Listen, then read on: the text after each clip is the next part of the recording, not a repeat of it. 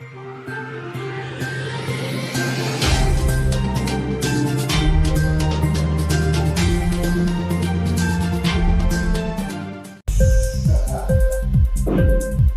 TV prime time news కి స్వాగతం.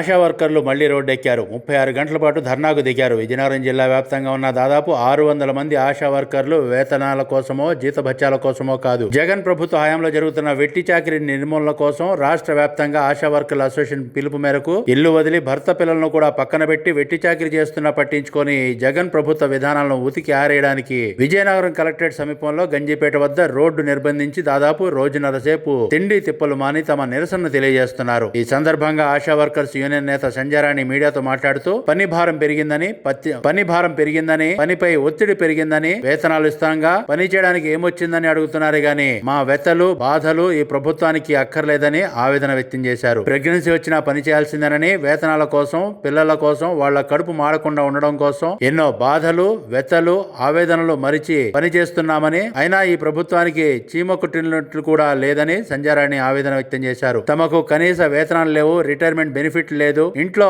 కనీసం ఒక్కరికైనా ప్రభుత్వ ఉద్యోగం ఇవ్వాలని కోరుతున్నామని ఆమె డిమాండ్ చేశారు.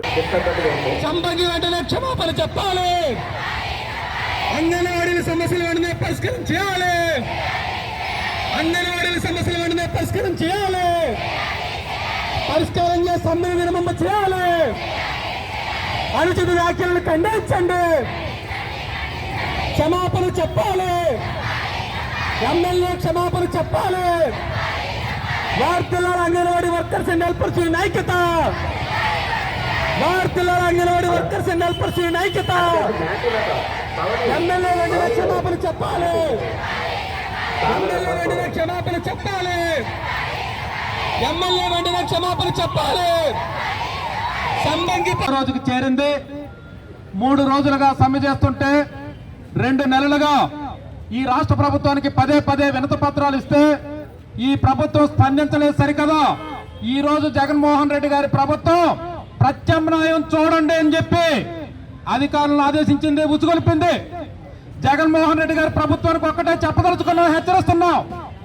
నువ్వు అంగన్వాడీ సెంటర్లు నడపడం కోసం ప్రత్యామ్నాయం చూడటం కాదు, 3 నెలలు అడిగితే నీకు ప్రత్యామ్నాయం చూసుకోవాల్సిన పరిస్థితి ఈ రాష్ట్రంలో వస్తుందని చెప్పి చెప్పదలుచుకున్నాం. అలాగే ఈరోజు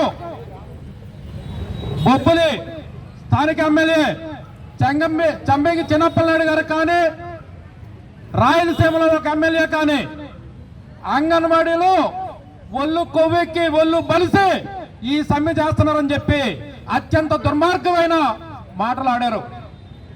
శ్రామిక మహిళల్ని ఈ రాష్ట్రంలో ఆడపడుచులను గౌరవించే పద్ధతి ఇదేనా అని చెప్పి పాలకులను అడుగుతున్నాం. ఈరోజు ఈ ఎమ్మెల్యేల పైన క్రిమినల్ కేసులు పెట్టాలి, చట్టపరమైన చర్యలు తీసుకోవాలని చెప్పి డిమాండ్ చేస్తున్నాం. లేకపోతే ఈ ఎమ్మెల్యేలకి రానున్న కాలంలో ఎక్కువ టైం కూడా లేదు, గత పాలకుల పట్టిన గతే పడద్దని చెప్పి ఈ సందర్భంగా చెప్పదలుచుకున్నాం. అంగన్వాడీలేవి గొంతమ్మ కోరికలు కోరడం లేదు, కనీస వేతనం ఇవ్వండి అని చెప్పి అడుగుతున్నారు. తెలుగు రాష్ట్రాలు విడిపోయిన తర్వాత ఈ రాష్ట్రమే చెడిపోవడమే కాదు, అంగన్వాడీలు కూడా చెడిపోయారు.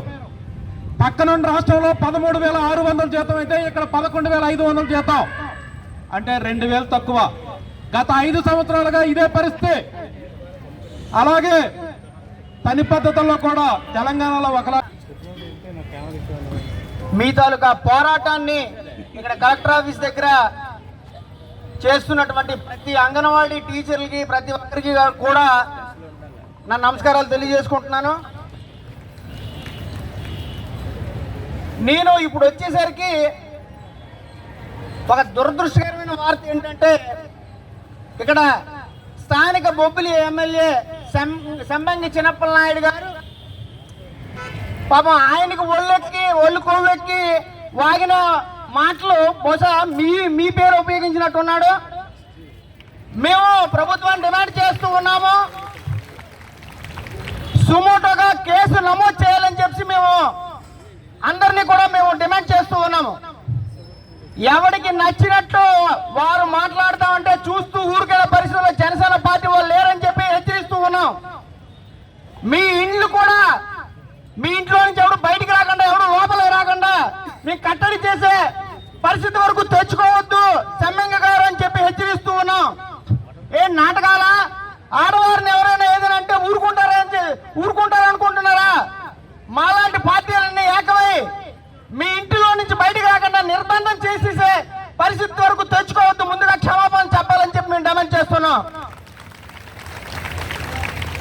ఇంక్లాబ్ టీవీ వీడియోలు మీకు నచ్చినట్లయితే లైక్ చేయండి, షేర్ చేయండి, కమెంట్ చేయడం మర్చిపోకండి. సబ్స్క్రైబ్ చేయని వాళ్ళు వెంటనే సబ్స్క్రైబ్ చేసుకోండి. మా వీడియోలు మీరు వెంటనే చూడాలనుకుంటే కింద ఉన్న గంట సింబల్ని గట్టిగా కొట్టండి.